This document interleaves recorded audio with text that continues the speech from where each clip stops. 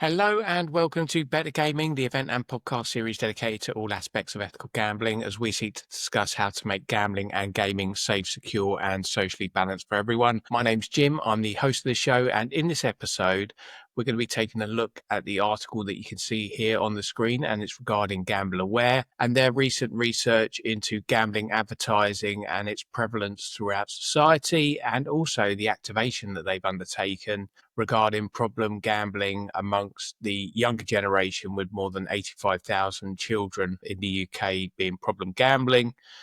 And they have done a rather powerful activation in Westfield, which is a massive shopping centre in West London. And it's a really powerful, impactful and strong messaging about the stigma of gambling in the UK and the problems that it can have and the impact it can have on other people. So let's take a look at the article here. Almost 2/3 of people say that gambling advertising is everywhere, as a call for a national conversation to help those suffering harm. GambleAware urged people to open up after a survey suggested 67% of the public believe there is still a stigma around gambling harms. That's something that I am a passionate believer in that stigma is one of the biggest problems in terms of overcoming this issue. And the more light we can shine on problem gambling and gambling harms, the more that I believe the stigma will disappear and dissipate. And that also allows people to be more honest, more upfront and less shameful, or have that sense of shame in admitting that they've got a problem.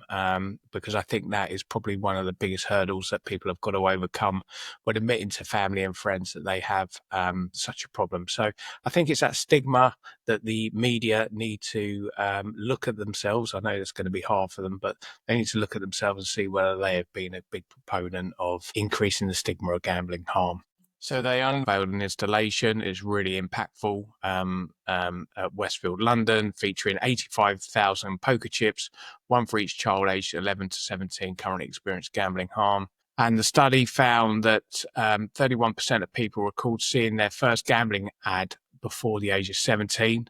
I would say that is a lot higher, but maybe that's just me. I would definitely have said that's a lot higher. And 62% saying that gambling advertising is everywhere. The charity, alongside Nationwide, the Football Supporters Association and the National Gambling Support Network, and 20 more national organisations, is calling for national conversation. So we've spoken about that. Has found that more than a quarter of those who experience problems with gambling hide their activities from family and friends, and a quarter who are experiencing the most serious harm do not seek sport due to the feeling of shame, embarrassment, and again, that's the stigma that we're talking about. Zoe Osman from GambleAware: now is the time to have a national conversation. And here we are with Catherine Townsend, who I would absolutely love to get on the podcast and talk about customer vulnerability and vulnerability within the sector.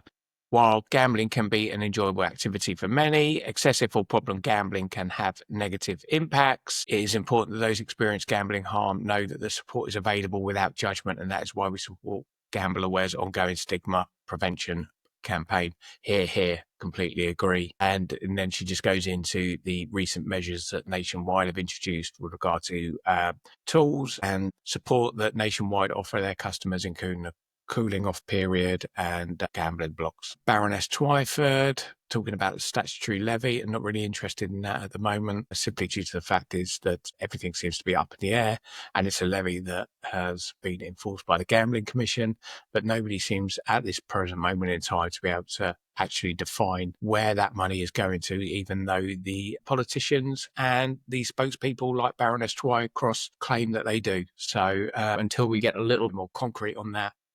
Next. And then this is a comment about the report by the Betting and Gaming Council. They take a zero tolerance approach by betting by children, and they're finding a lot of hand washing going off here. So according to the 2024 report, the most popular forms of betting by children are illegal arcade games like penny pushers and claw grab machines, bets between friends or family, and playing cards for money, not with BGC members. So yeah, they are correct, but I would just like to see this sort of apportioning the blame is pretty much like the stigma element, is that everyone's got a social responsibility to be accountable for this problem and to do the best that they can with regards to resolving it and minimising the harm, particularly amongst this sector. And then they just go on to mention that in a 2022 survey, they found that National Gambling was the most recognised gambling brand amongst 11 to 16-year-olds, and that's probably just down to the fact of how much money Allwyn spend on television advertising and social media advertising. It really is everywhere, especially when they've got the large prize draws. And then just they're signing off, GambleAware is urging anyone who's concerned about how gambling makes them feel to search the website for advice, tools and support. And that's just something I would echo there. So really interesting research. GambleAware have been really active this week. I'm really pleased that the installation got the coverage that it did. It's really impactful. So that's all for this week. Take it easy, and I will see you in the next video.